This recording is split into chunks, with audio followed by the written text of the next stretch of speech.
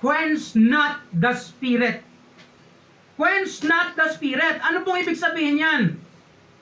In other words, no, when we say the Spirit here, hindi lang po Spirit ng tao yan, but the Spirit of God. Kung manonotice ninyo sa Bible nyo dyan, no, there's a big letter, S. No, it speaks of the Spirit or Holy Spirit.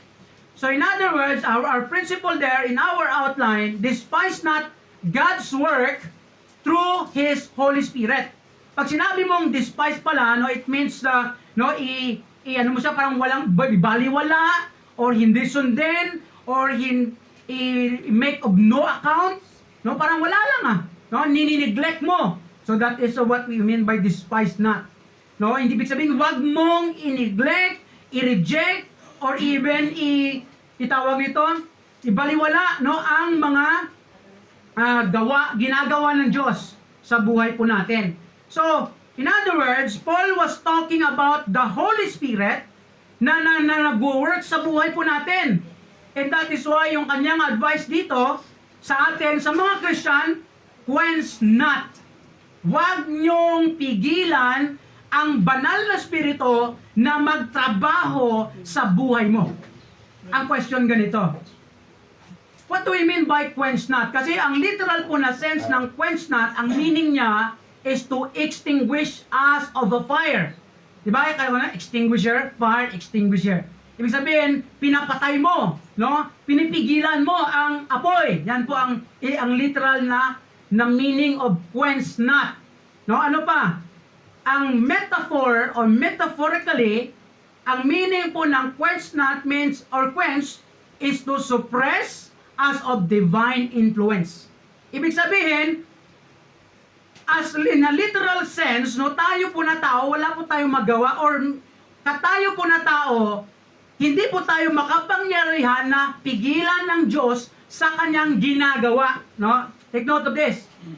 God is powerful and we are human only and we cannot stop God, no, to do something. Take note of this.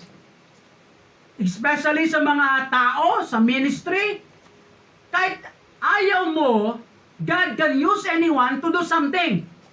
That is in a literal sense. Hindi po natin mapipigilan ang Holy Spirit to work and to do His ministry, especially as a general principle. Sa lahat, sa ibang Christian, sa church, hindi po natin mapipigilan yon.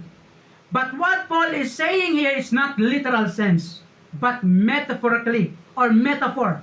Sa metaphor, ibig sabihin, to quench not, or to quench means to suppress. Ibig sabihin, pigilan mo ang influence ng Holy Spirit sa buhay mo. We cannot stop the Holy Spirit to do His ministry, but we can stop Him to influence us kung anong gagawin. Because we are responsible. Kaya yun ang point ni Paul dito. Sabi niya, quench not. Huwag niyong pigilan ang mga gawain ng Holy Spirit sa buhay mo. So the question is this, how can we quench the Spirit of God? Paano? No? Anong way? Of course, babalikan po natin ang mga sinasabi ng Bible. Sinasabi ng Diyos. Lahat po ng principles na natutunan natin from chapter 1 hanggang chapter 4, even into the last verse, verse 18, all of those principles and truths are the work of the Spirit. Ibig sabihin, ang Holy Spirit, may gusto siyang gawin sa'yo, pero pwede mong hindi gawin. Yan ang quenching. So, paano mangyayari yon? Tingnan po natin another principle balik po tayo sa Ephesians chapter 4 verse 30. Ito pong isa sa connecting verse na ito. When we say quench not, no, wag mong pigilan, another word ni Paul dito sa Ephesians, and grieve not. Ang grieve dito is something you hurt, you make that spirit cry, or to experience the emotional hurt. Tingnan po natin, by the way, ito yun. Always remember this. The Holy Spirit is not it. Or it's not influence itself. Tingnan po na, kasi alam nyo may mga turo na ang Holy Spirit is not a person.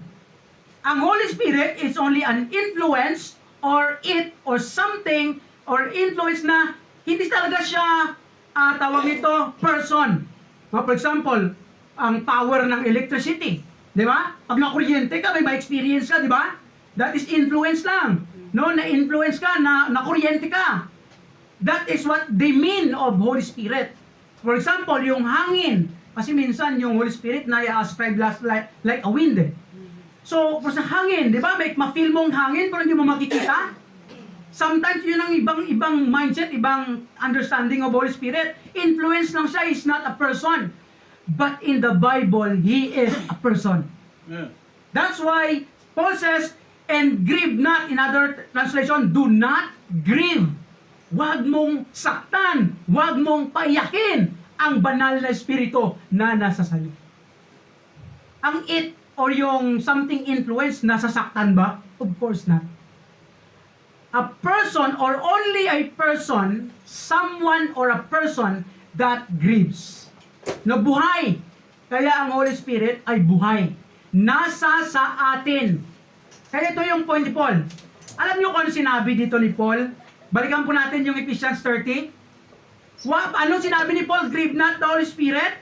Ano ang kanyang context, ang kanyang sinasabi dito? Because sa Ephesians, no, sa chapter 4 especially, maraming away, may mga gulo doon. May mga bitterness, may hatred, may anger. Sabi nga ni Paul, di ba? In verse 31, wala ka sa PowerPoint. Kaya sabi sa verse 31 dyan, sa Ephesians, puntahan muna natin. No, very important po ito. Chapter 4, verse 31. 30, grieve not the Holy Spirit. And then sabi niya, verse 31, let all bitterness, wrath, anger, clamor, evil speaking be put away from you with all malice. Ibig sabihin, lahat ng mga bagay na ito, tanggalin nyo to. Mga hatred and bitterness, unforgiving spirits. Kaya pag hindi ka marunong magpatawad, in other words, if you are a Christian, the Holy Spirit is grieving. Nasasaktan, nalulungkot sa puso natin. And that is why ang Christian na hindi marunong magpatawad, hindi masaya sa buhay. No? Hindi lang sa Christian, even sa hindi Christian. Kaya in verse 32, sabi niya, sa Ephesians 4, and be ye kind one to another, tender-hearted, no, magsiri tender-hearted, yung soft, parang malambot yung puso natin sa tao, forgiving one another, even as God for Christ's sake hath forgiven you. Kaya ito po yun ang point natin. Paano natin ma-despise ang Holy Spirit, ang work ng Holy Spirit? When we do sin or when we disobey God Himself. Kung ano sinasabi ng Diyos na gawin mo to, hindi mo ginawa, you grieve the Holy Spirit. Kung sinabi ng Diyos, huwag mong gawin to, pero ginawa mo, you grieve the Holy Spirit. We grieve. Nasasaktan ang Holy Spirit. And that is the way we hinder the work of the Holy Spirit sa buhay natin. Kaya as much as possible, bilang mga Kristiyano, no, make it sure that your heart is pure. We're not saying sinless or something na hindi ka na makakagawa ng kasalanan. No, we're not saying, because the Bible doesn't say that pag ikaw ay naging Christian, dapat sinless ka. No, we cannot be sinless. But we can be sinless. Magka-separate yun na word. Ang sinless na one word, of course, perfect, hindi ka na makagawa ng kasalanan. Ang sinless, in other words, umiiba ang buhay mo, bumababa ang mga kasalanan na nagawa mo noon, no, or anong mga kasalanan na nagagawa mo, nagliles, no, nababawas, hanggang sa, no, ma-overcome mo yung mga weaknesses and struggles. So that is, what do we mean, or Paul means is, quench not. Huwag mong pigilan na ang Holy Spirit mag-mold ng puso natin. Alam niyo po ba minsan, dahil sa ang puso natin, pinapatigas pa natin eh. God wants us to really be open and be kind, no? Pero ang puso natin, kung tayo po ang nag-handle niyan. No, we are the one who is responsible of our heart, of our mind. Kaya po ikaw at ikaw lang ang sisihin dyan, hindi na iba. Pag ikaw ay nasaktan, basta di sinaktan ako inanakit ka rin. O nag-harbor ka ng bitterness, anger to that person. Yes, there is a principle in the Bible, be angry and sin not. Magalit ka, huwag ka lang gumawa ng kasalanan. Sabi ni Paul yan. And another sense, another part, sabi ni Paul, get rid.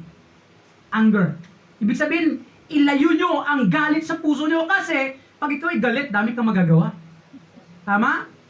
Pag hindi mo makontrol na galit ka, kung ano na lang masabi mo. No, na mga kabulastugan.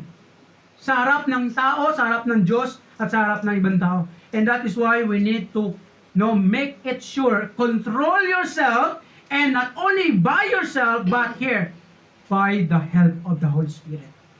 Kaya ang Holy Spirit, siya yung comforter, siya yung helper, siya yung nagko-convict ng kasalanan natin. Oops, mali ka. And of course, if the Holy Spirit convict you, pag yung na-convict ka ng Holy Spirit na mali ka, ask forgiveness right there and then. Huwag mo nang patagalin. Alam niyo kasalanan pag pinapatagal natin, bumibigat yan. Lalo yung parang cancer yan. Pag yung may mga bagay na sabi ng Diyos, huwag mo itong gawin, hindi maganda ito. Pero, sige lang, gawin ko pa rin. Bumibigat yan. You need to confess, you need to surrender it, and ask the Holy Spirit to help you. Kaya sabi ni Paul, quench na. No, as much as possible, huwag mong hayaan ang banal na espiritu mahinder ang kanyang ministry o gawain sa buhay mo. No, that is our role. Kaya sabi ni Paul sa Ephesians pa rin, do not get drunk of wine, but be filled with the Holy Spirit. Mapunuan ka. Ang puno doon is, of course, that is control. I-allow mo sarili mo na i-control ka ng banal na espiritu.